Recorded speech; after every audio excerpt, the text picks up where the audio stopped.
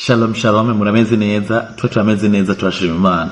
So uno munsi rero tugiye kuvuga ku ijambo umwana w'Imana. Ese umwana w'Imana ni iki? Ninde? Ni muri rwa rukurikirane nyene twabwira nubwo kumenya ese Yesu ni Imana canke ni intumwa. Uno munsi rero tugiye kwifashisha mu murongo wa Bibiliya muri Matayo 5:9 aho havuga ngo hahigwa ababanguranya kuko ari bo bazokwitwa abana b'Imana. Muri make Bibiliya irakoresha rino jambo ku bantu benshi batandukanye, ariko kwitwa umwana w'Imana ntibisigura kuba Imana.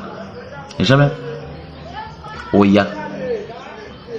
Rero Yesu ni umwana w'Imana. Reka tugire ko na conclusion kenshi na kenshi ishoboka. Yesu si Imana. Ko turavye imirongo yose tumaze gusoma kuva dutangura nta na hamwe turabona ko Yesu ari Imana.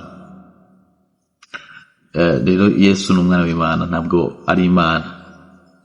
Yesu ni intumwa. Mukore follow kuri Naso Star TV mubane mudushigikira. Ukurikira tuzobabwira jewe na data turi umwe.